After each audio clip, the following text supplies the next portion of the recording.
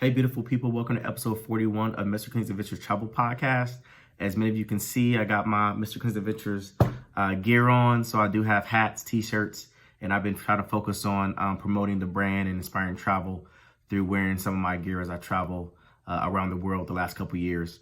But so for this podcast, I want to talk about actually something unique related to travel and ask you some of the downsides of solo travel. So as for me, been to 50 plus countries, most of them solo. And it's not all fun and dandy. So I'm gonna get into, for those solo travelers, people considering travel solo, some things to think about and consider if you're planning your trip.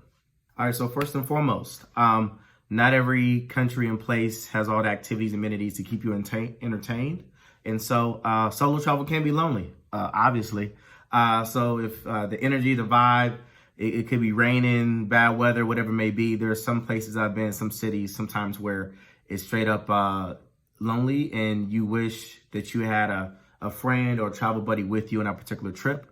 And so some things to try to cope through that is, one, try to have a well thought out planning schedule, right? Or trip itinerary. So what things are scheduled, what's unscheduled, what things that you could do if you had some free time. So that kind of keeps you busy, keeps you engaged.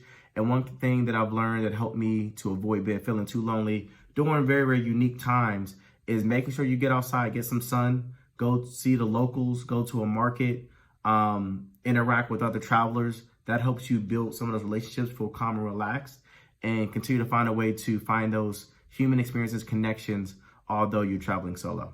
Number two, and another big thing about solo travel is a lot of stuff can be expensive, very expensive, because you pay for everything yourself. So think about lodging, right? If you got a hotel with 2, 3, 4 friends, that's a lot cheaper than that same lodging by yourself. Right? Also for some excursions have dynamic pricing where if you book an excursion with just one person, that price would go from 60 to 80 bucks because it's just you versus that 60 bucks for 2 or more people, right? Another thing to think about is some excursions won't even let you book that trip unless you have 2 or more people. So right now I'm planning a trip to Senegal and Ghana for me and my mom later this year. And some of the tours out to the mountains and some of the villages requires a minimum of 2 people.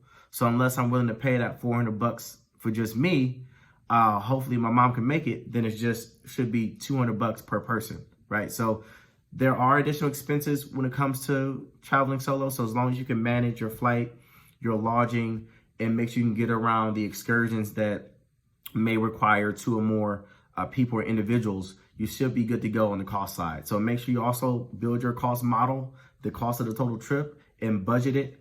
If you haven't listened to one of my financial coaching podcasts, you should, because that's what I use when I plan on my trips. And keep that in mind as you go through that. Oh, one other thing when it comes to traveling solo around costs and excursions, particularly around going on a cruise. So cruises, I've learned, or I know, you know, that a lot of cruises, when they give you a price, that price is per person. And that price assumes 2 people per stateroom. So if you're traveling solo in Caribbean, Royal Caribbean, Carnival, Virgin, and the price looks great, just know when you go to checkout and you change that 2 to a 1, that price more than doubles. So that's another downside of solo travel is these cruises, they're amazing, but they're expensive as hell if you're traveling solo, because they expect to make money and revenue and gratuity off of 2 people per stateroom, not just 1.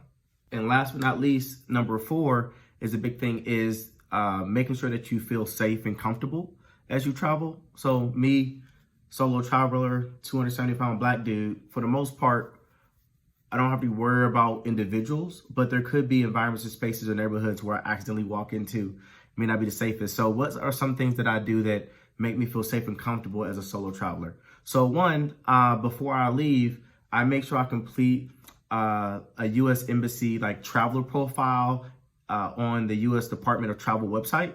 So I input my information. They got my social security number. I tell them what countries, what cities, my lodging, and I submit that. So if I have any issues and I need to go to the embassy within that country, they already have me on file as traveling for that number of days within that space. Second, when I plan out my travel, I always create an itinerary and things of that nature. I email that to my mom and to my brother or to my family members. So they'll know what I'm doing, what day, what time. So then, one, they feel more comfortable with where I'm going. As two, just in case if anything happens, they'll know the last time they spoke to me and what I was doing.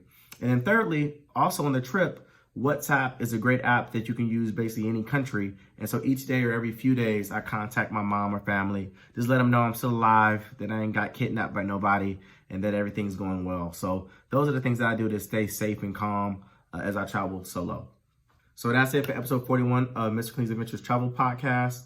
I hope you enjoyed learning some of the downsides of traveling solo, but also encouraged to know some ways to work around that. So please continue to follow me on IG at IM_Mr. Clean, as well as my YouTube channel, Mr. Clean's Adventures Travel Podcast. Peace.